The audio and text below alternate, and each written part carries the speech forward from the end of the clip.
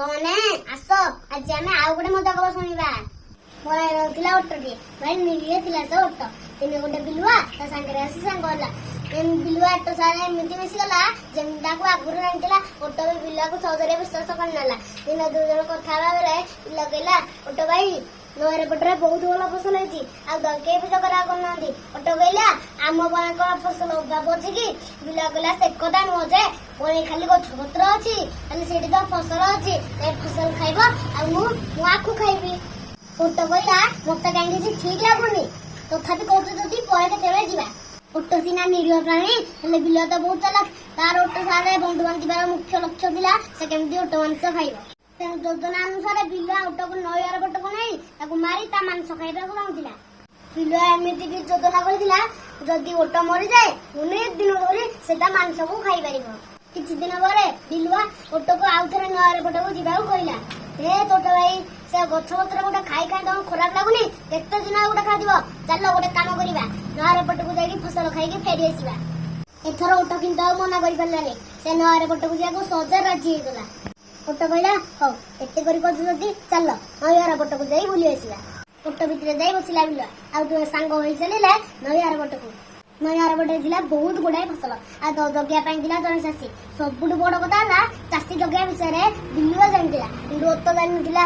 Auto ବିଲୁଆ ସକାଳ ଭୋରୁ ଫସଲ ଖାଇବା ଆରମ୍ଭ କରିଦେଲେ, ଆଉ ଦ୍ୱିପହର ବେଳକୁ ଚାଷୀ ବିଲରୁ ଅଧା ଫସଲ ସଫା କରିଦେଲେ। ଚାଷୀ ଏ ବିଷୟ ଜାଣିନଥିଲା, କାରଣ କୌଣସି ପଶୁ ଜନ୍ତୁ ବିଲରେ ବସି ଯୋଉ ଫସଲ ଖାଇ ନଥିଲେ, ନଷ୍ଟ କରିନଥିଲେ।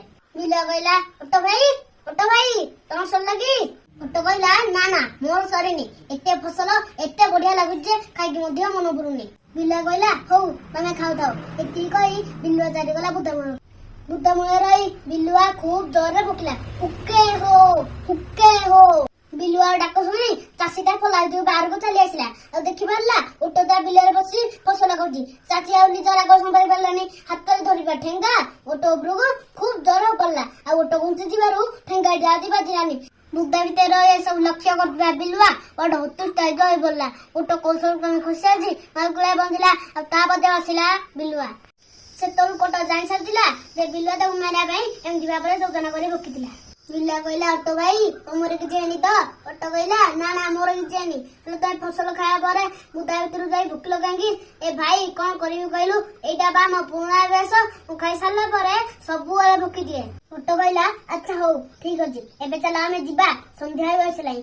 ଆଉ ସେ ଦୁହେଁ ନଈଆର ପଟରୁ ପୋଳକୁ ଫେରିଲେ। ପାଣିରେ କିଛି ବାଟ ଗଲା ପରେ ଅଟୋର ଦେହ ଥରିବାକୁ ଲାଗିଲା, ଆଉ ସେ ଧୀରେ ଧୀରେ ଟଳମଳ ବି ହେଲା। ବିଲୁଆ କହିଲା, ଅଟୋ ଭାଇ ପାଣି ଭିତରେ ଏମିତି ଟଳମଳ କାହିଁ ହଉଛ କି? କଣ ଅସୁବିଧା ହେଇଛି? ଅଟୋ କହିଲା, ଏ ଭାଇ କଣ କରିବି କହିଲୁ, ଏଇଟା ବା ମୋ ପୁରୁଣା ଅଭ୍ୟାସ, ଖାଇସାରିଲା ପରେ ଟିକେ ହଲଚଲ ନହେଲେ ମୋର ହଜମ ହୁଏନି। ବିଲୁଆ କହିଲା, ଟିକେ ଆସ୍ତେ ହଲଚଲ ହଉନୁ, ମୁଁ ବା ପାଣି ଗଳି ପଡିବି। ଅଟୋ କିନ୍ତୁ ବିଲୁଆକୁ ମିଛ ଆଶ୍ୱାସନା ଦେଲା। ସତରେ କିନ୍ତୁ ସେ ଯାଇ ଶୁଣି ବିଲୁଆକୁ ପାଣିରେ ପକେଇ ଦେଇଥିଲା, ଆଉ ସେ ସନ୍ଧ୍ୟା ପୂର୍ବରୁ ବଣ ଭିତରେ ରହୁଥିବା ଜାଗାରେ ଯାଇ ପହଞ୍ଚିଗଲା। ତା ମନରେ ବିଲୁଆକୁ ମାରିଥିବା ଗ୍ଲାନି ବା ଅନୁଶୋଚନା ନଥିଲା, କାହିଁକିନା ସେ ଜାଣିଥିଲା ଯେ ବିଲୁଆ ବିଶ୍ୱାସ ଯୋଗ୍ୟ ପ୍ରାଣୀ ନୁହେଁ।